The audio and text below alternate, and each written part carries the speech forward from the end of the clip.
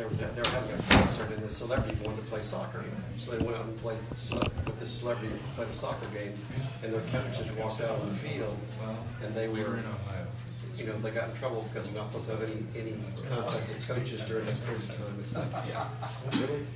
You have this guy sexually abusing people for years, We were seeing Julie's and that's dad what you're worried about? the birthday in July, but he lives in Silent, so he didn't make it to the US too. And we found out They're out of town? married, so we stayed until the wedding. Oh, September. caught in. Well, It's less. first week of it. Okay. Things got really hectic at the end, yeah. Wow. Do you have material, Steve? First lesson. Yeah, we should be going through a little bit. Nope, it's just actually really two. I don't have two, so I'll give you my three. My two's got stuff, I'll scribble all over it. I'm not fine. You sure? Yeah. Okay.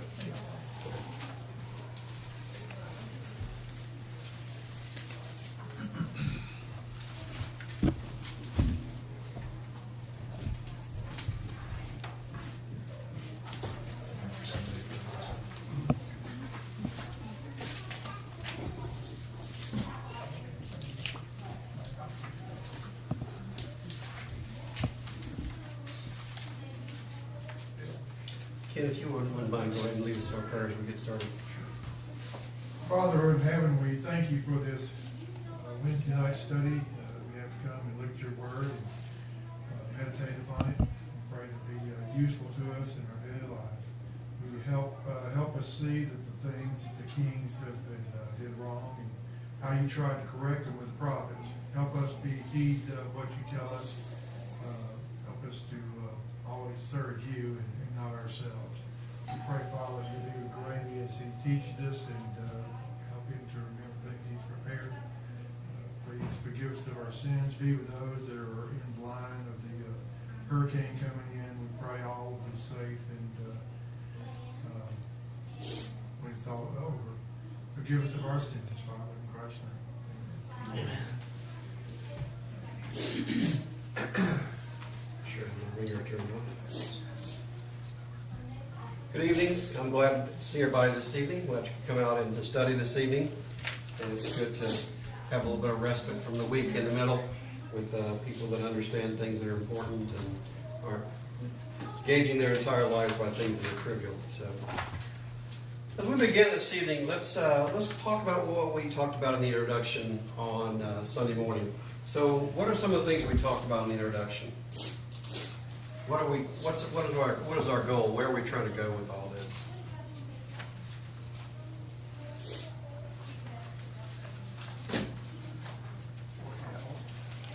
Well, if people want a king, Okay. but then they have to have the consequences of that, and how we feel like we need things and our consequences. Okay.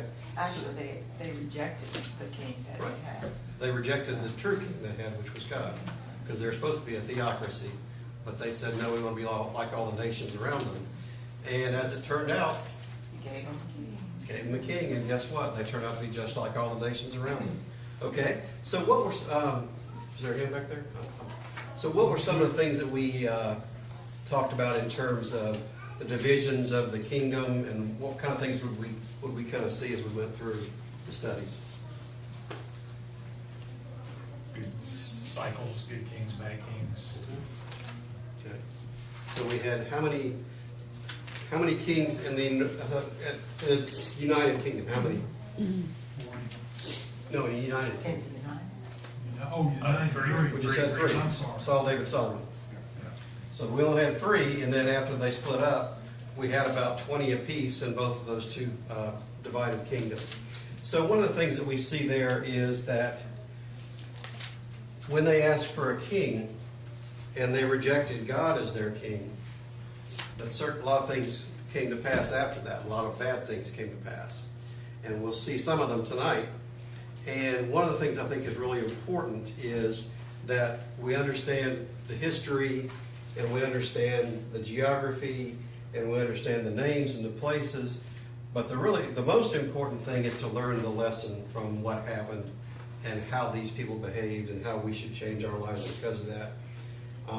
Because tonight we have Abijah, Ahijah, Jeroboam, Rehoboam, and it's kind of hard to keep all those folks straight.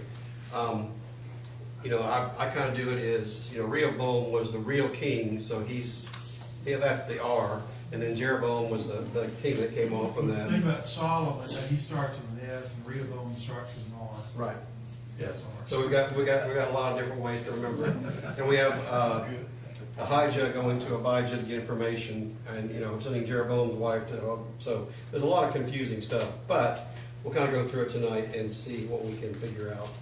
So what we basically see tonight is the first part of how the kingdom divides, what causes it to divide, and then some of the things that the kings in the northern kingdom, particularly the first king, did in order to strengthen his hold on the people, or tried to strengthen his hold on the people, and some of the sins that they fell into.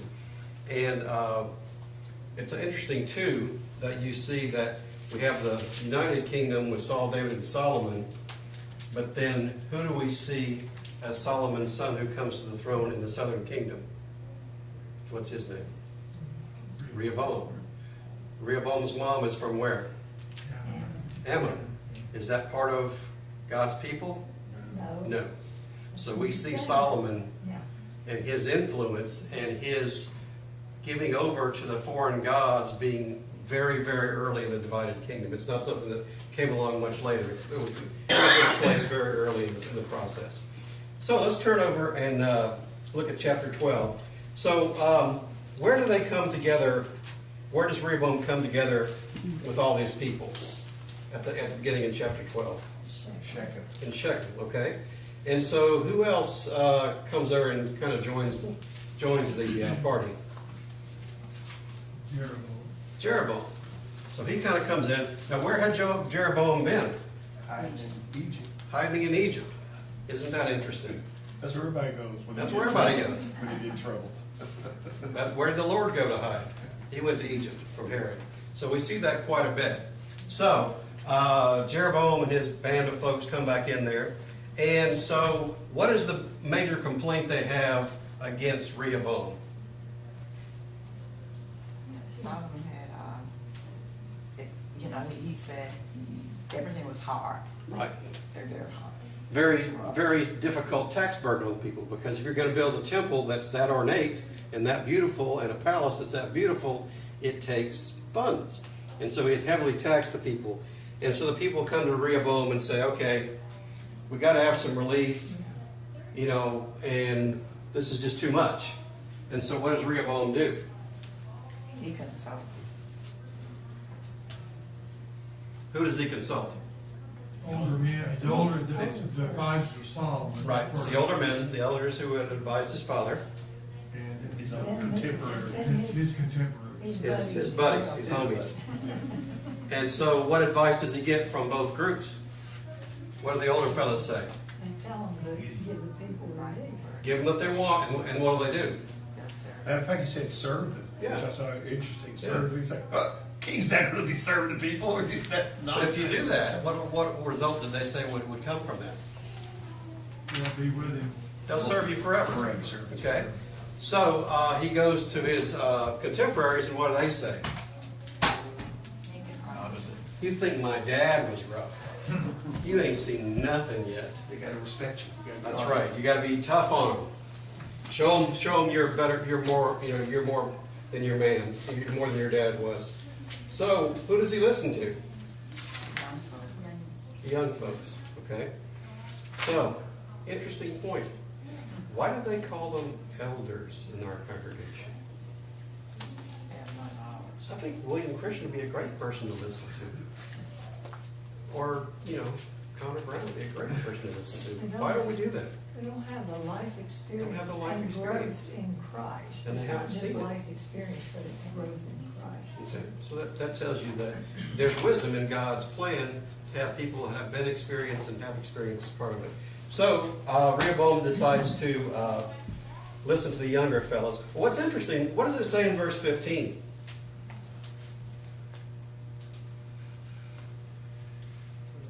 Whose plan is this? Oh, It's Jehovah's, it's Jehovah's. God. Okay. directed it. So God That's directed interesting. this. So why would God direct Rehoboam to do this? Because of what he had said through the prophet to Jeroboam. Mm-hmm. There's no way it could come about. Right.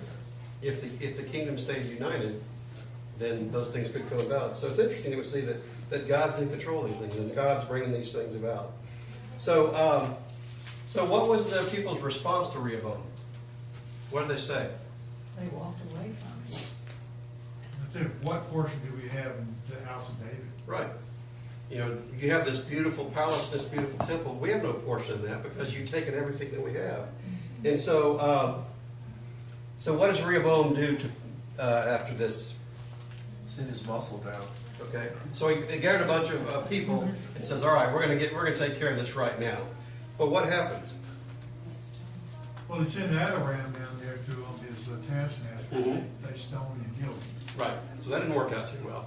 And Rehoboam realized, I think I need to get out. Yeah, maybe I need to get a couple of. So he gathers up a bunch. How many men does he gather up? 180,000. Yeah. 185. That's a lot. That's a big army for that time. And what does he do? What stopped him from attacking? God, And what did God say? Don't fight your relatives. Mistakes for me. Don't fight your relatives because I'm behind this. I'm the one making all these things happen. So one of the things we see that's very interesting from this is that, you know, that God had told them all these bad things were going to happen when they got a king. They didn't believe it. We need a king like everybody else.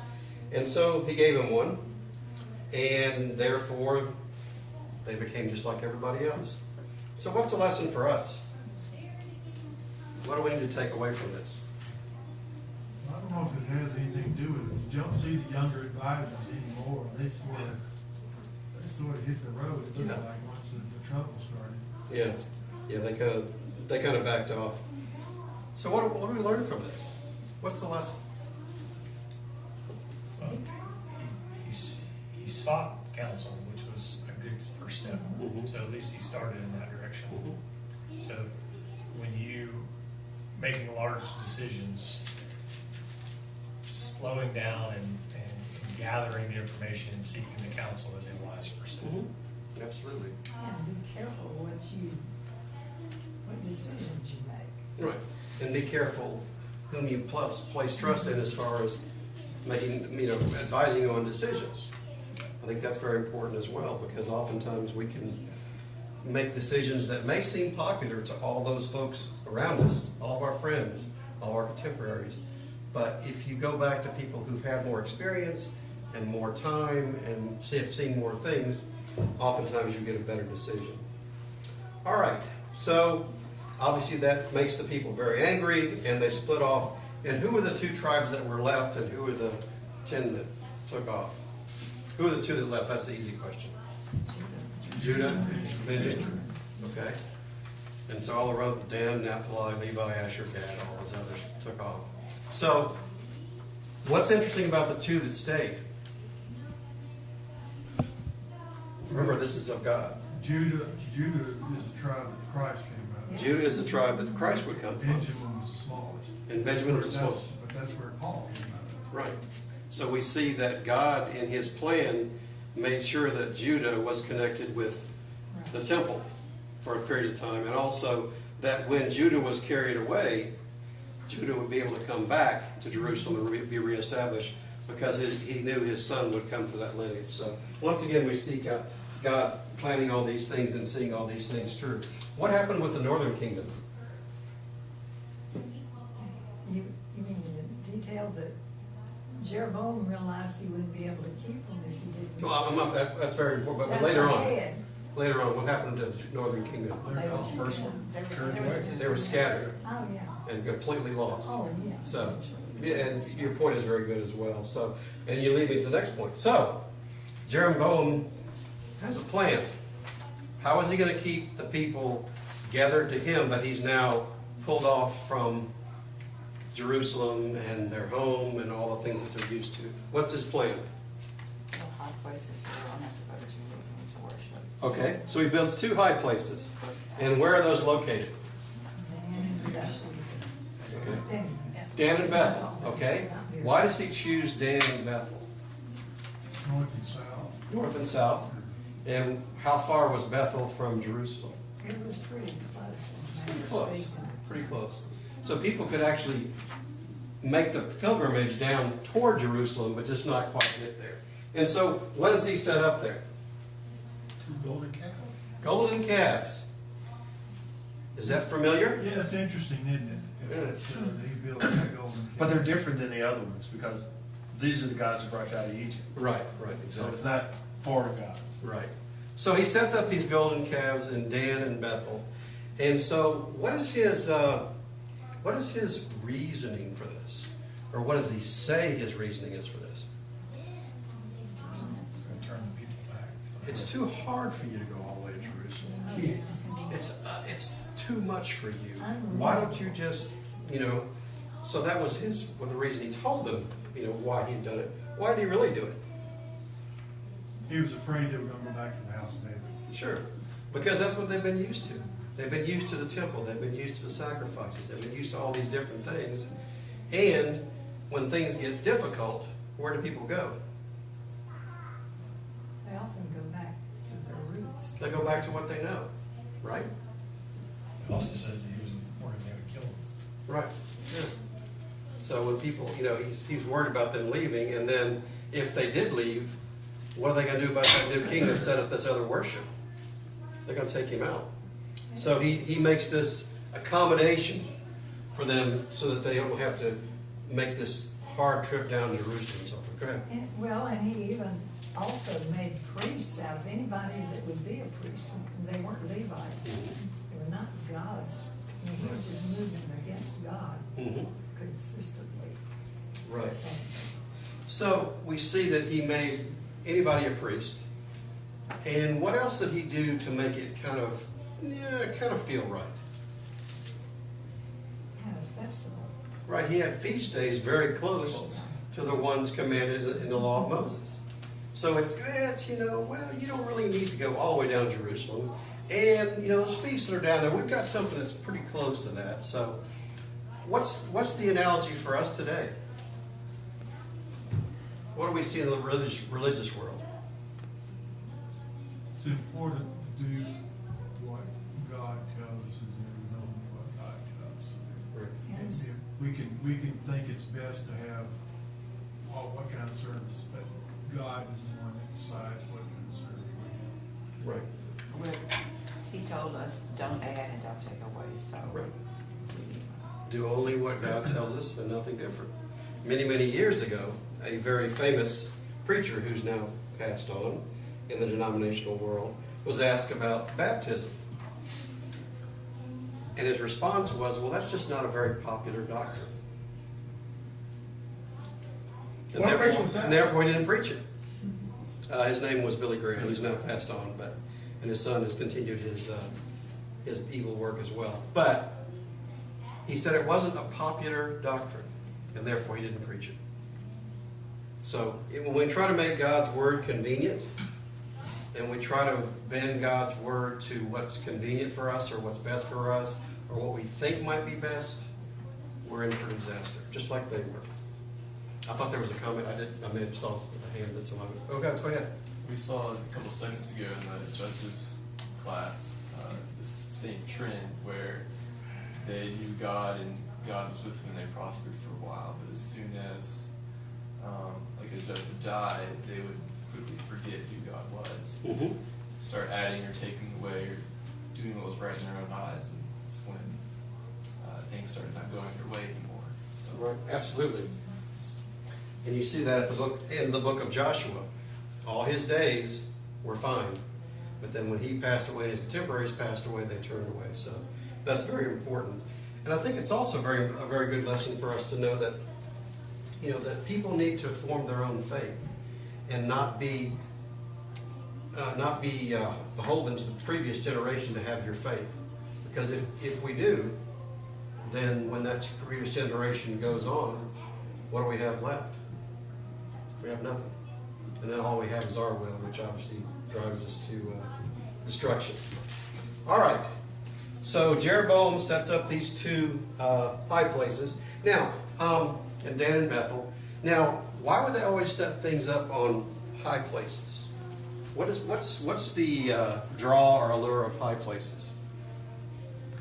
Goes to the sky and stars and sun, Okay. heavenly bodies. Right. So what they were trying to do was get closer to these gods they created. And so therefore they would get as high as they could to get closer to these gods they created in their own mind. And so that's why they would always use high places to put their temples, their sacrifices, and so forth. So he puts up this high place, and he has the feast all set up and everything. So, what was the message of the man who came to prophesy against the altar at Bethel? What does he say? Beginning in verse chapter 13. The son of David will rise up, Josiah. Okay. And he Calls him by name, right? He does. And he will sacrifice the bones of the prophets on the altar. Okay. And the altar will be rent, and the ashes will fall out. Okay. So, very specific prophecy. He says this altar that you're using will be used as an altar. But what it will do is it will be used to sacrifice the bones of the priests who you made up and who have made part of this religious error. And what else will happen to the altar? It'll split apart. So, obviously we heard about Josiah being the one who would do that, who was the king who came along later, who was in the lineage of David. What about this idea of the bones and all that kind of stuff like that? How does that take place? When does that happen? Josiah did exactly that. Okay. He disposed of Jeroboam. Okay. So what did he actually do? I mean, this is He pretty... He went into the tombs and got the bones Yeah. and burned them on that altar. He went into the tombs, dug the bones up, put them on the altar, and burned them into ash. And then spread the ashes on the altar, and then the altar was destroyed. So what is the purpose of all that? Why go to all that difficulty and trouble?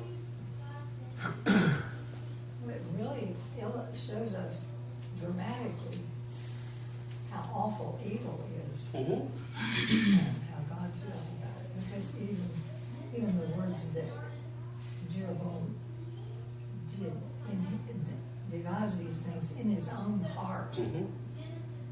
And if our heart's not in where it needs to be, we need to look at things and read God's word some more. That's right. Talk to people that can help us get on the right path. That's very, very true. Great point. So what does it tell you about the powerful nature of a God who can allow his altar to be destroyed? What do we know about that God's power? Has none. They're not. It's nothing. It's wind. It's nothing. It's fantasy. It's vanity. And God is just showing that, through Josiah, that this God that they've made up, this golden calf and the altar that they made, is nothing. So, how does Jeroboam react to this prophet? Oh, well. He does that, right? Yeah. He reaches out. What happens to his hand when he reaches out? Can't withdraw it. He can't draw it back. It withers. So what does he do about that? Let me ask you, how does your verse 6 read? What's verse? I got American Standard. Verse 6. 13:6. Let's see. And the king answered and said to the man of God, please entreat the Lord your God and pray for me that my hand may be restored to me. So the man of God entreated the Lord, and the king's hand was restored to him as it was before. That's pretty much the way mine reads. It's Yeah. interesting, he says, thy God, and he didn't say my God. Well, that I have that circled or underlined here. That's just letting you know how far he's fallen away. He doesn't even consider Jehovah. He's like your God. He's not even thinking about Jehovah. That's how far it just gives you where he is. Yeah, he's turned his back on Jehovah. And he's just hoping that maybe this righteous man can intercede for him, because he knows that God is not going to be in favor with him. So what happens? Now, what's interesting, what does he offer this guy? Well, he offered to come eat with him and, No, this, what does Jeroboam offer the guy that's going to pray for him, to heal him? oh, up to half of his kingdom. So I'll give you a reward. So what is he trying to do here? Brandon? He's trying to buy God's favor. So he has gone so far away with the knowledge of the true Jehovah to say, maybe I can buy God's favor by taking care of this prophet. You know, it's just, he's completely lost his focus in his idea of Jehovah because he's completely moved away to the gods of the land. So, what does the man of God say? Wow. How much is that reward again? What did he say? Nope. Give me half your house. I don't care. It doesn't matter. I'm not going to do that. You know, it doesn't matter. So anyway, he does restore his hand, and he does allow him to be healed. So what does that tell us about how long had Jeroboam been king? Probably at this point.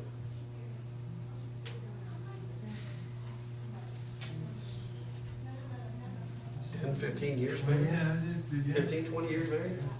It just tells you how far away you can get and how completely you can withdraw yourself from God and how quickly it can happen. Because he says, ask your God to do this for me.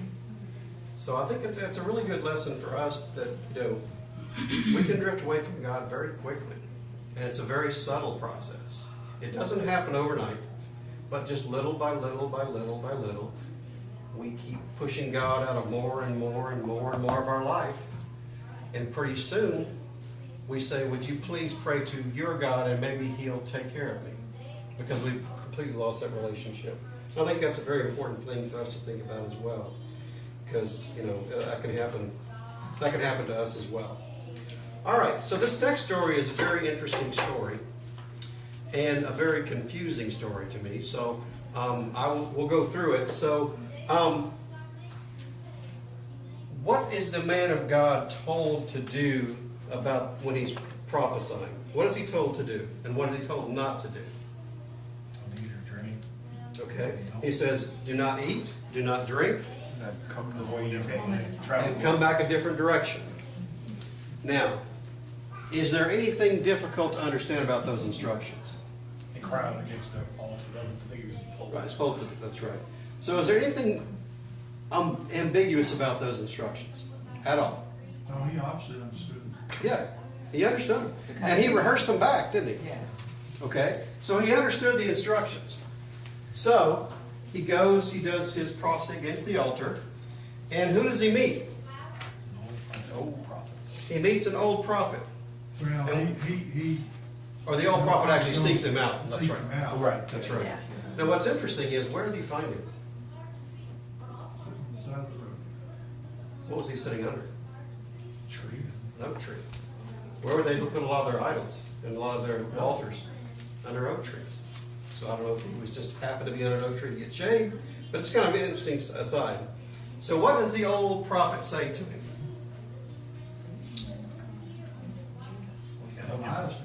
He says, come home, eat with me. I have, and the reason why is what? God told me. Who told him? He claims that the God of heaven spoke to him. Or an Okay. angel. An angel of God spoke to him. And he told me, what? It was all right. It was okay. So, what does this prophet do? At first. Well, at first he repeated why he couldn't go. Yeah, he said, I can't. Because of this Because reason. of A, B, and C, right? But the old prophet said, no, it's fine. An angel told me that it's all good. So the young prophet goes to his house and eats with him and drinks with him and so forth. And so what happens while they're eating and drinking? That's the weird part. That's the interesting part. What happens? The Lord speaks to the old prophet. The Lord actually speaks to the old prophet. And what does he say? Because he's disobeyed, he will not go to his Father separately. Right. In essence, he's going to die. And he's not going to be buried with his fathers. So the young prophet gets on his donkey and goes off, and what happens to him? A lion meets him. He's eaten by a lion. And he's torn by a lion and killed. So what does the old prophet do? Goes to him, takes his sons. Do what? I said, he asked his sons, where was the man, which I reckon he was gone. And so he went, So he goes and tries to find him again. And this time he finds yes. him torn by the lion.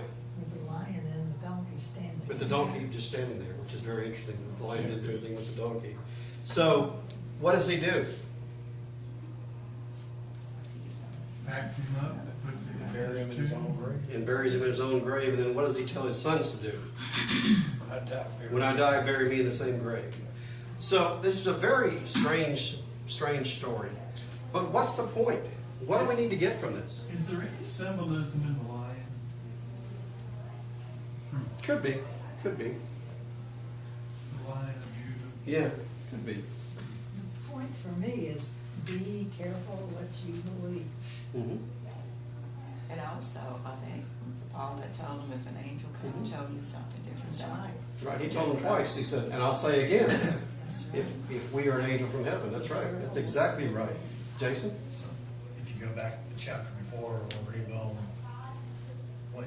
ignored the older counsel, here's an older source that sounds like it should be a reliable source because it is that older source. But he had a direct command from God.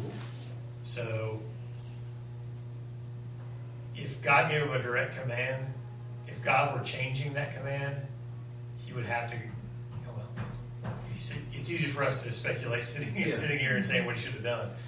But God would have came and gave him a different direction path and wouldn't have sent someone else with a message Right. Absolutely. that was contrary. He had a direct command, a direct instruction. When God would give these men some verbiage, there was always some sign accompanying it that they were doing. So he's already seen a sign Right. that God's, I'm with it. So here this guy comes up with something and it just says some angel said anything to him. And I think it's interesting that God didn't speak to him, just let him know that's in essence, our relationship is broken.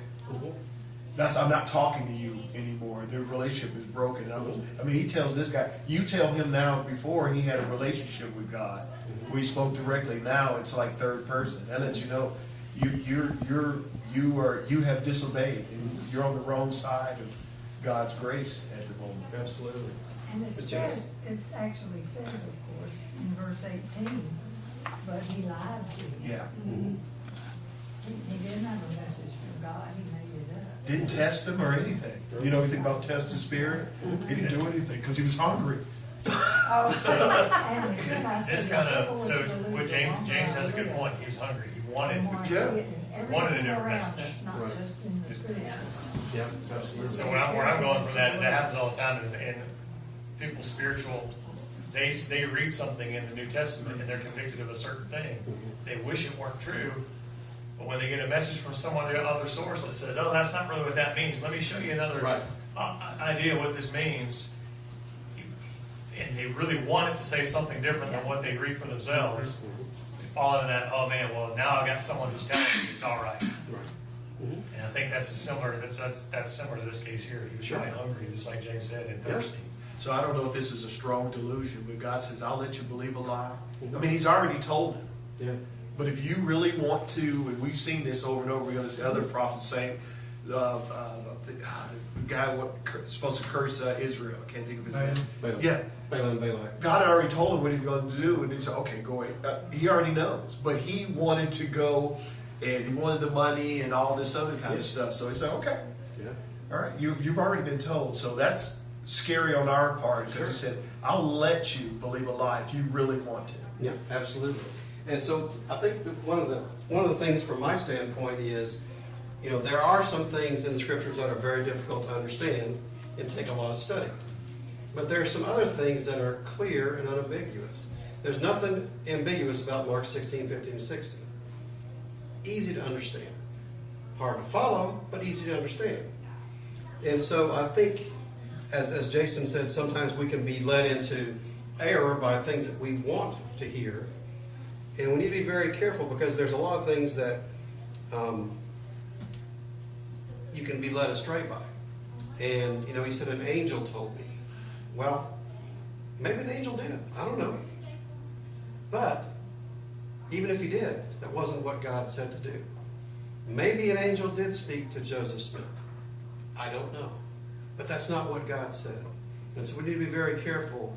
And because there's a lot of religion today, it's a lot of New Age religion, and it's kind of a lot of, talking with angels and spiritual feelings. And it gets back to what Jason was just talking about. It's what I want to do. And so once I hear a voice that tells me what I want to do, then that's what I'm going to do. So we need to be very careful about that and not ignore clear and unambiguous teaching in the Scriptures. So what, in verse 33 and 34, so what causes the destruction of Jeroboam in his house? He kept right on doing what he was doing. Consecrated when he preached.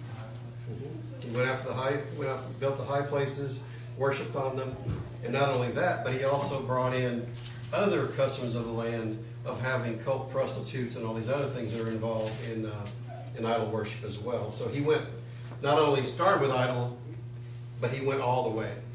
He took the whole route as far as idols go. Any questions or any thoughts? Whatever the original sin, wherever you start, if you're going to continue in it, it never stays like flatline. Right. It only gets worse in whatever deep, in your mind and your practice, all this stuff. The longer you stay in it, the worse it gets. The worse it gets in the things you practice. Right. And what's interesting is when you read Romans, what was the first thing the Gentile world did to lead them into all manner of just awful, terrible, vile things? Didn't have God. They took God out of their thinking. And guess what happens then? Whose thinking's left? Mine is. I can justify And my will becomes supreme.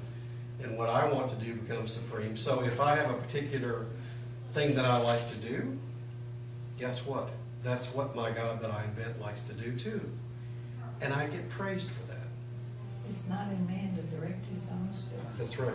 If we take God out of the picture as the Gentiles did, we make the same mistakes. All right, so once again, as we see from James's comment earlier, Jeroboam's son becomes sick. And what does he do about that? First of all, he keeps the names straight. Right, yeah, he keeps Abijah and Ahijah. So, what does he do? He tells his wife to disguise herself and go talk to this guy, Ahijah. And why would he do that?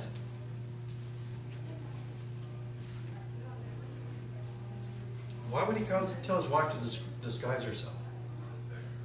He knew he wasn't on the same side as that prophet. Right. I don't know if that's what you're looking Well, for. first of all, he's cowardly probably. Yeah. And he knew if he went down there for advice from this prophet, then all his people that would were flocking to him would say, wait a minute, why are you going down there? I thought Dan and Bethel was what was all about. So I'm sure he has a lot of ulterior motives. So he asked his wife to go down there and disguise himself and go to the prophet Ahijah and ask for his son. So what instructions does Ahijah give him concerning Jeroboam to his wife? First of all, when she walks in, he tells her who she is. Hey, King's wife, good to see you. So that didn't work very well either. So what does he say? What's He going to... said evil has been brought upon your house, and every male child will be cut out, cut off, And what's the reason for that? because he disobeyed. God gave him all these things, and told him all these things that were going to happen if he followed him. And he didn't follow. And what's the key phrase in there? And this is applied to lots and lots of the kings as we go forward and talk about the different kings. He was not like whom? David. Not like his father David. And there were some kings in the southern kingdom that said, and he walked in the steps of his father David and did this and this and this. And the other ones who were evil said, and they did not walk in the steps of his father David and did this and this and this. So once again, we see that David is kind of held up as the example, even though David obviously had some sins in his life, but David's heart was always directed back to God. Well, that's comforting us. I mean, David was not perfect. No, absolutely not. But he was a man after God's own heart. Right. And so And it he should was give us some hope that we're not perfect. We Sure. mess up all the time. right. But we can be a man after a person after God's own heart. We have to have that orientation of a heart aimed toward God, and having that attitude of always seeking God, even though we may sin or may stray from the path. James? Hey, I wouldn't even have thought about it if you wouldn't mention why did he go down there? What was some reasonings that just make? He knows that the things he set up are false. He knows that's not real. And we've seen it in other places where people know the things that they've been practicing, and then they'll go and try to find the real prophet or to really speak to Jehovah, because they know the things they're practicing was all made up. And that's probably why, he went down there. He's know the stuff that they set up. Those are, whatever the priest he made from everybody, God's not communicating with them. No. They're not doing anything. So I want to get the real answer. And he did. He What did. answer he wanted, but he got the real answer. Yeah, he definitely got the answer for sure. So, what does it say about Jeroboam's health? I mean, Ken mentioned that all the males will be cut off. What does it say about the males that would survive, or what would happen to all the males in his house? Would they be buried in the tombs of the kings and honored, and great funerals and processions and stuff like that? What would happen to them? He was killed in the field by the dogs, killed In the city, be eaten by wild dogs, and the ones that were killed in the field would be eaten by the birds. So, what does that tell you about how God viewed this departure from His will? And not only this departure, but also leading a great departure of a lot of other peoples.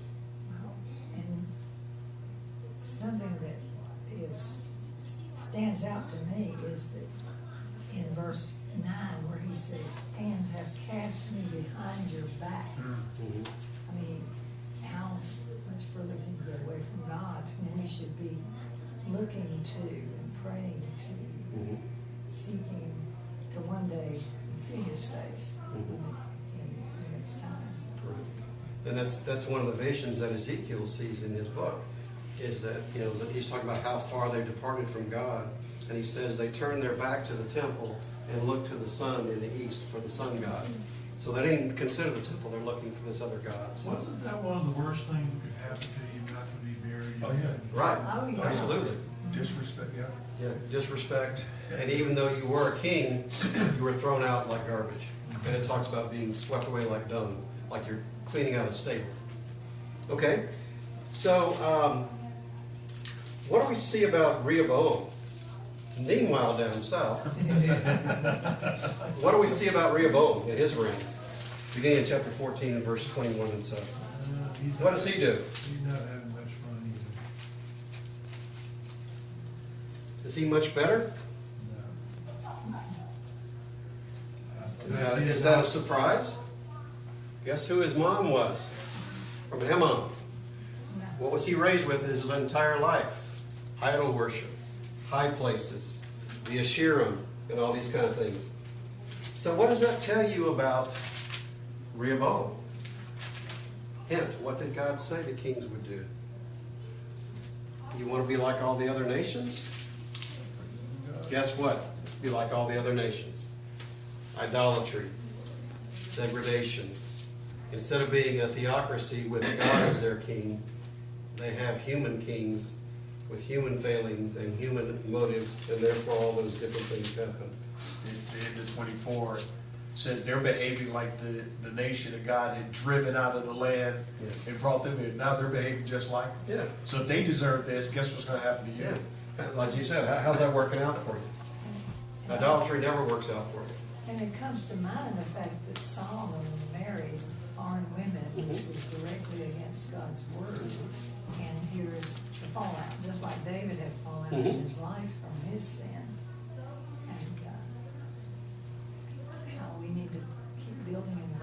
direction. That's right, that's right. Because it's easy, once you start drifting away from God, you just get further and further and further and further. And then, as we talked about this past weekend, how did I get here? How did I get to be an addict who would steal and cheat and lie and sell my body to get this substance? Well, you started out just small departure. You know, and it has an effect. It just, sin doesn't, you can't sin in a vacuum. Right. So it's gonna have an effect on others, and you talk, particularly talking about families. Mhm. Yeah, you can overcome it, but we can see a lot of these kids didn't overcome it. They Mhm. followed dad and granddad, and then you were surprised when Josiah popped up. You're like, oh, look at that guy. Yeah, he's a little different. He's great. But the, you know, and But he had to look back to David, he had to, yeah, and Hezekiah had to do the same thing. yeah. So you know, so that's the other downfall with sin does. It just doesn't take just you individually. Yeah. It'll take everybody you can with your influence. That's right. And that's why we need our Christian friends, and that's why it's so important to be together, not only here, but other places, and associate, because the world's always going to be there. The world's always going to be pulling on us, and we need to make those associations as much as we can. So, Rehoboam's rocking along here, and what happens in the 5th year of his reign? King of Egypt, Shishak, came up against him. Them fellas going up and down the King's Highway saying, man, that temple really is nice.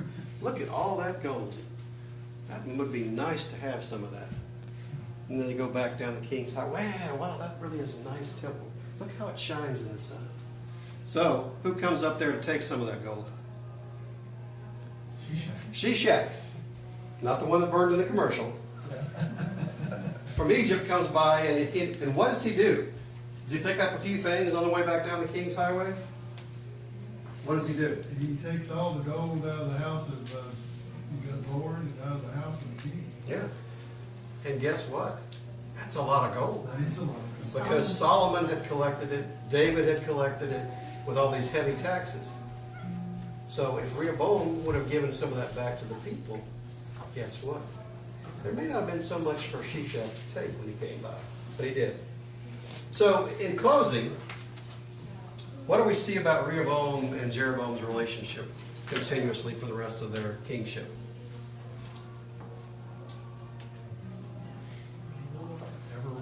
Never turn back to the old. Continuous war, civil war for the rest of their kingdom. All this could have been avoided if they would just stick with what God gave them. But no, they had to have a king, so now they got it. So we'll start with lesson number 3 on Sunday morning, and Danny will be back in town. So I appreciate all your comments and thoughts and all the things you added to the class this evening. And we'll stop it there. Well, it crossed my mind, all this gold was found in the tombs of the pharaohs in Egypt. And it crossed my mind. Could have been something. Yeah, it sure could have been. Well, it's just like,